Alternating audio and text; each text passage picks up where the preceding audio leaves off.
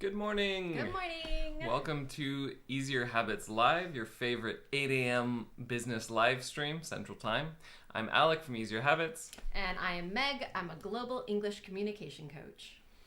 All right, and today we are going to talk a little bit about some of the things we're giving up in order to actually meet the goals that we talked about yesterday. You can hear about how we moved from a results money-based goal to more of a process and action goal. And I was going to say last week, we do these every morning. I know, right? yesterday's live stream, but today we'll talk about what we're giving up to make space for that goal. But before that, the communication tip. Yep. So this kind of plays off of a little bit of what we talked about yesterday, where Alec had this thing in his mind that was going to be a hard conversation that he wanted to have with me. And we've both had the experience where, one of us kind of sprung something hard on the other person, and it was like, whoa, too much, oh my gosh, Yeah. And so one of the things that he did really, really well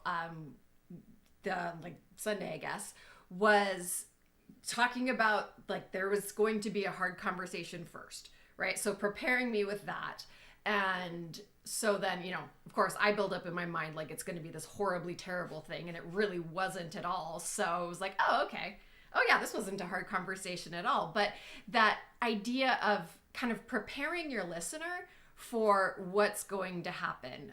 Again, if it is potentially kind of a touchy subject or a difficult thing, preparing them that way, right? Or, it's, they talk about priming the pump in neural language, programming or whatever, or I can't remember what the thing is, but the idea of getting your listener ready to be in the right frame of mind. And so the things that Alec did were that he mentioned that he had a thing he wanted to talk to me about, and he gave me a choice of how and when to deal with it.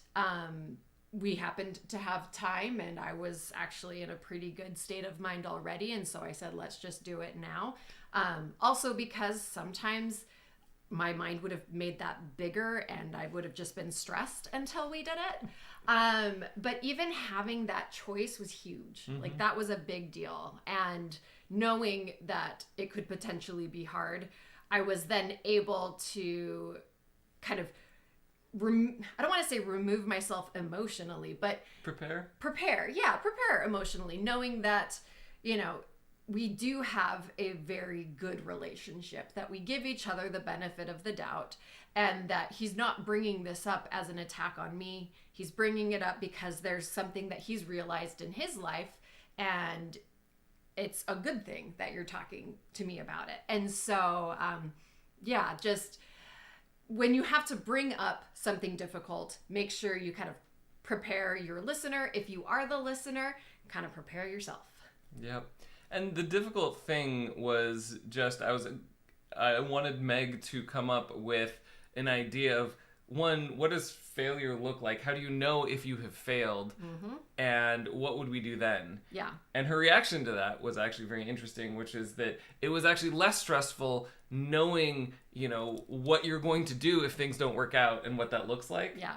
And that was that was something missing that I didn't know I needed, but now I just have to grit my teeth and think about, oh no, what's this doesn't work out, then that'll be horrible, that's the end of the world, right? Mm-hmm. When you actually have a picture of what's next after this if you succeed, what's next after this if you fail, what's next after this if you get a very meh result. That's the one a lot of people don't plan for, right? That kind of middle ground, right? What's kind of the cutoff, I guess. So when I'm coaching with people, actually, what I'll have them think of the best, and I'll have them think of the worst case scenario, but I'll also have them think about what's the threshold for being successful. Mm-hmm. And so it's your bare minimum, right? And one of the things that we did is obviously success would be having a full client roster in 6 months. Yay. Right? And obviously failure would be you haven't appreciably grown. Maybe 1 or 2 clients, but it's not a self-sustaining business. Yep. Right? And so at least in a way that warrants you using all of your time, mm-hmm. and me shifting things around to facilitate that, and then we'll try a different tack. But the other thing we did is, and explicitly call this out, we identified a threshold. Like maybe you don't have a full client roster, but you have a repeatable way of getting more clients, and we can tell when you will have a full client roster. And, you know, I guess we'd have to factor in turnover or whatever if you have some people that are like short term, etc. But you know that you can acquire more people coming in than people leaving due to like limited time contracts or things like that. Yep. So so that's the threshold, is like, all right, we have a repeatable model. And the question is, what, after we had defined that, what do we need in order for you to be able to really give that 100% of your effort? And we operationalized that yesterday. Like, what does that look like? How much effort, etc. But, you know, what are we going to do to make space for that? Yeah. And that's been, you know, it's a good thing for me just to understand kind of the high level stuff that goes into everything, because I can get very myopically focused on this tiny, like, I have to get this detail done. And there's so many details that I'm like, do. And, you know, I get all kinds of crazy. You can go to project to project, and there's always a new project. There's always something new you can do. But if you're not taking a look at the big picture in terms of like, is this actually moving me forward, or am I kind of spinning in place? Yeah, so that was good, and we had some, you know, good conversation stuff, and I think we're going to talk about some of that today, right? Yeah, so we'll get into that. So, you know, one of the things that we do, and we also talked about before I got into the hard conversation, the other thing I did very intentionally was just ask Meg about where she was. Like, all right, how are you feeling about work? And, you know, stressed, why? There's so much going on, and, you know, digging into that. And so the root of both our anxieties was that we feel like we're doing a lot of things not very well. So how could we consolidate things so that we can each do fewer of them better? Yeah. And so while I wasn't able to take on absolutely all of the kid responsibilities, in most relationships you won't, but I looked at how could I take on more? How could I take on groceries and cooking and more of the correspondence with the school, potential doctor's appointments, and a whole variety of things. And kind of, even if there's some things that you still do with kids, I mean, you still spend time with the kids, of course, but also like health insurance for family and the kids, etc. There's still some things that fall in your court. I can be the default person to pick things up. Yeah. And I'm still working out in my schedule. Now this has to like waterfall down. Like, what am I going to shift in my schedule to make room for, you know, checking the 3 emails we get a day from the school, which seems excessive. And so I need to, you know, keep on top. I need to make that more of my routine. And I'm operationalizing that. But the other thing we're doing, right? So it's not just time. We want to be able to invest money. Yes. And one of the things that we both could stand to work on and learn a lot from is marketing. But we want to be able to invest in not only ad spend, but marketing consulting and coaching, and people who are going to not only like create an ad funnel for us, but teach us how to do it better. Right. Yeah. So so that, you know, we can be more successful in our efforts. And because I don't have a marketing machine myself, and I'm also still word of mouth quite a bit, I am still, you know, like that's not something where I could be like, all right, I'm going to do this to get 3 more clients to be able to, you know, pay X amount back into marketing. Yeah. But what I do have ready to go is my coding skills. I've used them occasionally for projects. I tried one project out. It wasn't last summer, was it the summer before? I don't know. Yeah, 2 summers ago. 2 summers ago, yeah, I tried one out. But that is a skill set where usually within a few weeks to a month, I can probably land something. Yeah. Now, also because it's coding, it can be a remote gig. So the question is, can I land something part-time at what hourly rate? Yeah. And doing all of those calculations, which I'm doing right now. But the goal is, all right, I will increase my workload for the things that I can do to make money, so we can invest back in marketing. And that is a conscious choice. I think as an entrepreneur, you kind of have to make these decisions like, how much do I put in savings? And as an entrepreneur, you kind of have to invest a lot in yourself. It's true. So like, that's a little scary to me coming from a non-entrepreneurial background. Is just like, now that, when I'm increasing my salary, I want to put it somewhere safe, as if there is anywhere safe today. Right. But it's probably best invested back in us. So we're going to do that. And then again, that waterfalls. All right, so if I'm going to be doing more to give you space, what am I cutting out? And what I'm cutting out is a lot of my own marketing efforts, outreach efforts. I'm going to dial that back. It doesn't mean I'm not going to take clients, but I'm not going to try and expand my client base, because when you're working for yourself, usually at least half your time is outreach. Like, so you kind of, you set your price point so you can spend half your time as billable hours, and then half your time as is kind of like the marketing, the admin, running the business, unfortunately. And that's one of the reasons why entrepreneurs never make quite as much as you think they will, is because not all of their time is billable, right? They have to do a lot to keep the lights running. But what I can do if I am not planning on growing my business for a while is cut out the outreach to fill it with billable hours for coding. So that's what I'm cutting back on. And there probably also is an element of cutting out, chill time in the evening and some other times where, I'll cut back on that a little bit, shorten some of my breaks during the day or whatever to accommodate all of that. Yeah, and it's a lot because, if we take a step back, we've always been really good about, generally keeping things very equal, in our household, like splitting kid duties 50-50, cleaning 50-50-ish, work 50-50, outside, like I do the insurance, you do the taxes, I do the, so we've been really good at that. But again, when you are doing so many little things, the amount of time that your brain spends shifting from one to the other, you're always going to lose momentum. And so that's one of the reasons why we decided to focus in a little bit for this. And it, it was one of those things where when he asked me about like, okay, well, what's the, failed stop point or whatever, how will we know, or, what will we do if you do fail?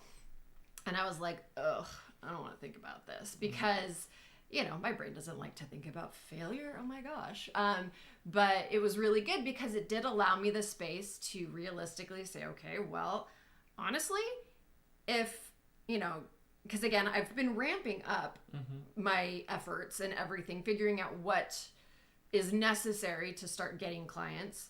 And if I can't get clients with this level of what I've been doing within 6 months, I probably don't even want to do it anymore. Or I shouldn't be doing it because that's way too much effort for not enough return on, the investment. And it's one of those things that is hard because I love what I do, right? Even the outreach when I'm talking to people is really fun. But obviously you can't just do fun things when you're an adult. I wish that was the case. Well, and I think part of the thing here too is from earlier on in your career, your career evolved from what you could make space with between, me working full time at a coding job, engineering job in California, and, taking the kids to school, et cetera, having them after school because I wasn't home yet, et cetera. And so your career evolved in a space where it was kind of by referral is fine. By referral was more clients than you could handle. Yeah, it's true. And kind of whatever, whoever I get is fine. Many of these were kind of shorter term projects, etc. And so it was a very different space than trying to turn that into a career. And I think a lot of what we've been ramping up for is the figuring out like how to treat this not as a part-time gig. Yeah, as a part-time gig, side, hustle. Side hustle. There we go. Not how to treat this not as a side hustle, but a primary job. Yeah. And if you're, and the question here is like, if you're putting in primary job level results and then still, not being able to cover the bills, then we basically need to evaluate it. And, there isn't a magical cutoff point, but we set 6 months as like, all right, that's reasonable. And so, and then, if that's not working, then I will not have been invested in my business. So I will, the growth of my own business for a while. So it's not like as soon as that happens, I can quit the coding thing. That's probably like the coding thing's probably at least like I'll look for a year-long contract or something like that. But we can kind of flip. You can take the kids more, that piece of it. And then instead of trading my time to try and learn marketing, myself, I could take the money from the coding and invest it in people helping me level up my marketing and outreach skill. And so I can kind of build that up over 6 months. And I'm probably not building up a full client base over that 6 months because I have to spend time coding. But if I have a process by which I can reliably get a client, then there's that. And I mean, there would be the interesting fact of if I don't have a full client roster, but and I have ways of getting people, but I don't really actually have as much time to get new clients, then I can raise my rates. Yay! So when I do if I have a repeatable process with raised rates at the end of this, that is success. But a couple of things that like taking a step back when we created this plan of like, all right, how do I give you space to focus on your plan of execution? And then what do we do if that doesn't work out? How am I going to adjust and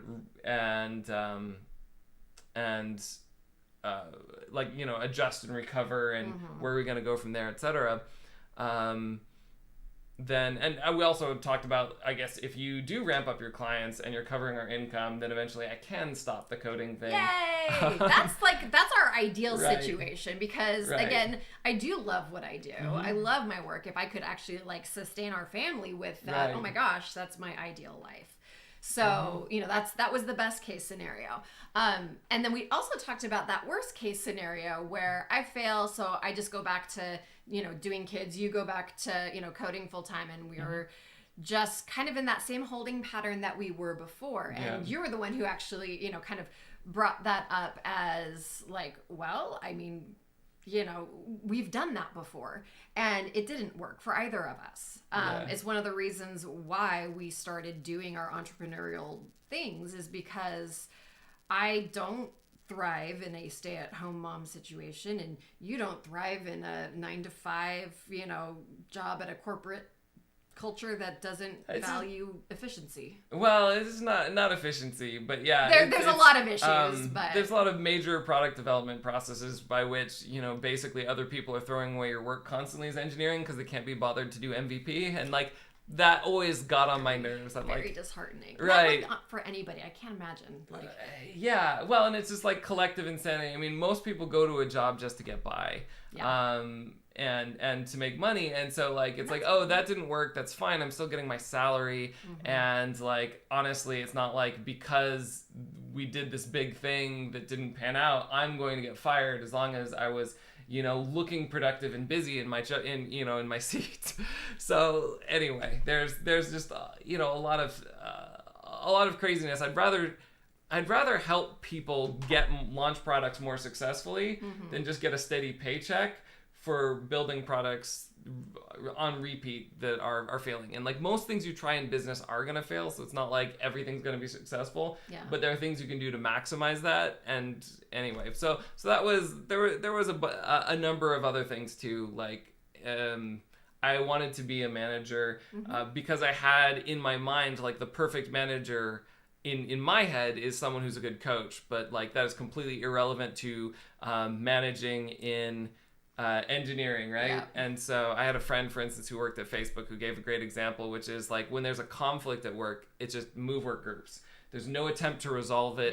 Like they have zero confidence in the human aspect of like helping people learn and grow and develop. And I'm like, no, that's actually why I want to be a manager. Like that's the piece I want. It's not to like shove around paperwork or like argue over who gets a pay raise because the company didn't actually budget enough to give everyone a raise that's performing at a higher level, etc. It's like that stuff is, blah. Yeah. I could get through that if I had the other stuff, but the other stuff, and the other stuff I could do, it's just, it would be like on top of my job, right?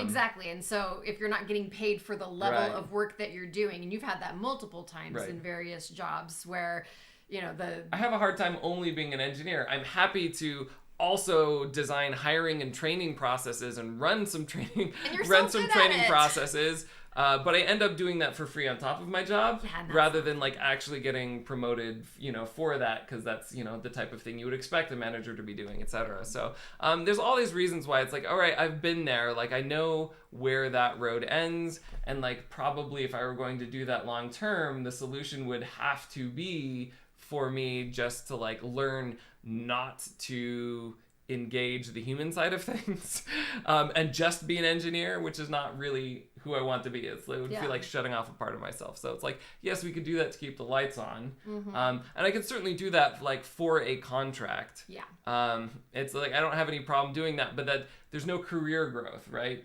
There's no next thing from that, and so that is one of the reasons why it's like, okay, I'm fine doing contracts, but I'm not going back, for instance, to a full-time job and trying to climb the corporate ladder as an engineer, with the asterisk that like, maybe at some point there's a company that would actually hire me to coach people.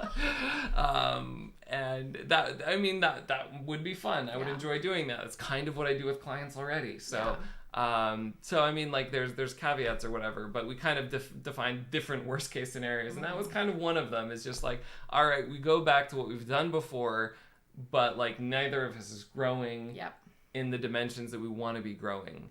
And so that's a whole lot of context, probably too much. So that's why, we're not interested in that direction. And then the other one would just be like us putting full-time effort, or like 75% effort, right? Because we're both trying to work into stuff, and not hitting like the critical escape velocity to have a regular full client list. And so like those are the two things we're trying to avoid. We're doing that by paring back what our my trying to facilitate that by giving you extra time, and then also acquiring extra money to invest in that and give you a full shot. And also just to give you that idea of like, all right, if we do hit that 6 months, I want you to feel like you had everything you need, like the no regrets. And that's part of the reason why it's like, it's not just like a 6-month ultimatum. No, and right. That's, it's also one of those things where, and it's not even the end at that 6 months, it's just another adjustment, because if what I'm doing isn't working, right, at that point, having been given, the opportunity and, the investment and everything, then, one, for me, again, like I wouldn't want to continue doing that. But that knowing even when we shift, right, and this is something that's really great about the way that we communicate, is that, I will take over more of the kid responsibilities, and everything like that as you do your stuff, if my stuff fails. But even that's not going to be, all that, only that forever. Right? It's because you immediately talked about, as you're ramping up your business, ways to bring me into it in ways that I could help you with the things that I'm good at. So, I would still be working. I would still be doing something productive. Kids are productive. I love you, children. If you ever watch this in the future, you're amazing. You're also really hard. Yeah. But well, and I'm just wired in a way that, like, I mean, raising kids, there's ways in which it's bad to treat it like coaching. Like, that can definitely go wrong, because I think there's a lot more just, like, being patient, letting them do what they're going to do, a lot more encouragement and a lot less challenging, because when someone hires you as a coach, they're hiring you to challenge them. Yes. But like kids have not opted into you challenging them, so you have to like pick your battles more. But like at a fundamental level, like helping them grow and become the best humans they can, like that aligns a lot more with what I do. So I would probably always, be a coach or doing something beyond the house. I don't see myself only being a stay-at-home dad, but I can also enjoy and appreciate that a little bit more, because it just naturally aligns with my goals of like what I want to be doing with my life. I'd just be doing it with my kids instead of clients more. Well, and I will say it's gotten easier as the kids have gotten older. Yes. I really struggled with the baby years because when all the feedback that you're getting is screaming, it's either screaming or nothing, right? Yeah. They're either like la la la la, or they're crying at you. I'm like getting like PTSD, not really, but it's hard, right? And I'm a very logical person. I always did very well with organized, structured environments, and that is the antithesis of baby life. They don't communicate in words. They, barely communicate in other things. And there's all these things that you just can't anticipate. You never know. Because as soon as you get used to something, it changes. And that constance of change and not knowing what to expect was really hard for my brain, because I didn't have anything to hold on to as far as like, okay, I can always reliably something. I can't. No. I can never reliably make an appointment at this time because maybe their nap times will change, or I can't, promise I'm going to go to that event because I might be exhausted from getting thrown up all over all day, something like that. As they got older, obviously, and became more capable, both of taking care of themselves, of being in a routine, of communicating their needs, and responding to kind of a logical thought process. It has gotten a lot easier, and I really do enjoy the time that we have now because we do a lot of fun things together. And I think a lot of my desire not to be a full-time stay-at-home mom, it's not just the kid stuff for me. It's also the psychological aspect. I love being intellectually stimulated and being able to, help adults grow. I've taught youth, I've taught kids, but I love working with adults. And so that side of me is not really thriving. I also have this weird, crazy obsession with Japan that is, even though my kids lived there for a while, they're really not all that into it. So, it's finding ways to incorporate these different aspects of yourself into one whole life, because nobody is any one thing, right? Well, and I, for instance, with kids, get a kick out of teaching our oldest to edit videos or something like above their normal level. And I find that very fulfilling. I think it's really fun to do that. Our youngest wants to learn magic tricks, and that's fun.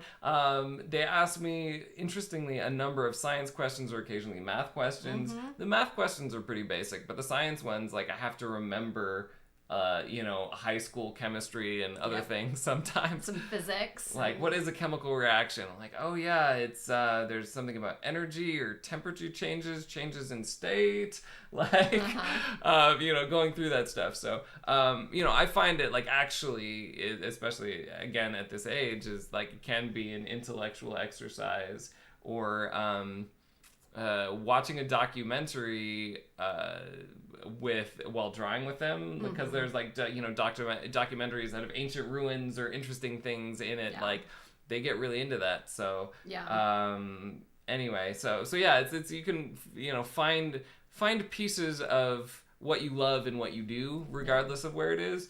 But we are trying to optimize. And so, as you said, we took a look at the fail-safe, all right, so if it doesn't work for you, we know how we're going to try and make it work for me. But also what are you going to be doing longer term? Yes. And if my business is successful, we don't know exactly what that looks like, but there may be ways to incorporate what you do. I don't know if there's as many ways to incorporate Japan specifically. Because, I work with, people, native English speakers in the U.S. primarily. So, that may change. But yeah, I told her, like, hey, if you want to work with Japanese entrepreneurs and you can find a way to reach out to them and, do what I'm doing, but for them, maybe there's some bridges. So we looked at all of those different possibilities. And so we gave up stuff. I tried to be realistic, right? If I am going to pull in more income, potentially a full-time coding contract on top of my current clients and taking more kids stuff, I'm not going to be able to do that forever. Yeah. So, but can I do it for 6 months? Absolutely. Yay. And so I can pick that up knowing that, like, all right, whatever we're doing, at 6 months we get to do a change.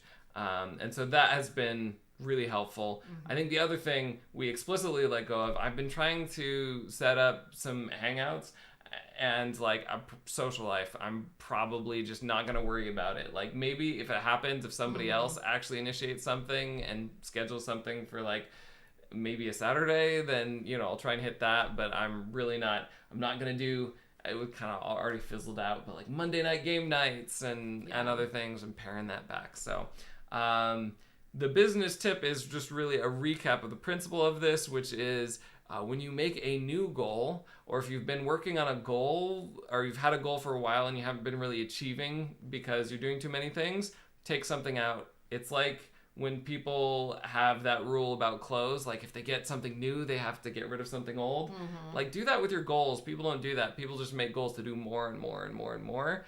And it can be just as valuable to make a goal to do less or make an intentional effort to do less. And in fact, if you're making a goal to do something that requires a lot of time investment, you really have to do that. So that's what we're in the process of. It's not just saying like, all right, make more contacts. Yeah. It's what can you do so that you can make that number of contacts, but also be learning from the process and improving it and trying to make those contacts quality and, et cetera. And so before we sign out, I do also want to follow up with that from yesterday, which is, did you do your 50 contacts and how did that go? Yes, I did. Right. Woohoo! Sorry, I was really excited to talk about that.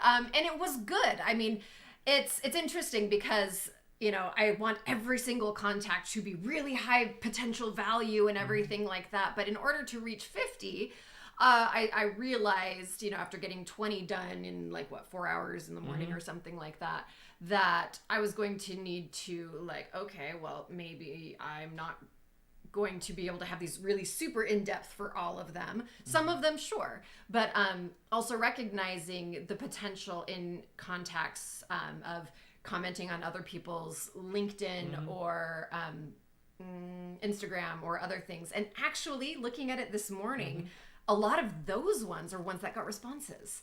So go figure. Engaging with other people in what they're doing is often more effective than trying to get them to pay attention to what you're doing. Yeah. Wow. And again, it's something I knew, but also oh, okay. So it was really, really good. And yes, it was hard. I was like, okay, I need 3 more. All right. Who can I find? So you start to worry you're going to run out of people. But then also you find, oh wait, there's this whole other group of people that I could engage in this way or that way. And so it really forces you to think about the different options too. So there was so much good that came out of that. Yeah, I think making that big volume goal, some of the value of that is it really does help you find new avenues of reaching out to people because you have to, right? You exhaust, if you're just talking to the same people, you exhaust them very quickly and you don't want to be spamming them every day. Yep. So. Awesome. So I think that covers today. Until tomorrow, make big changes, one small habit at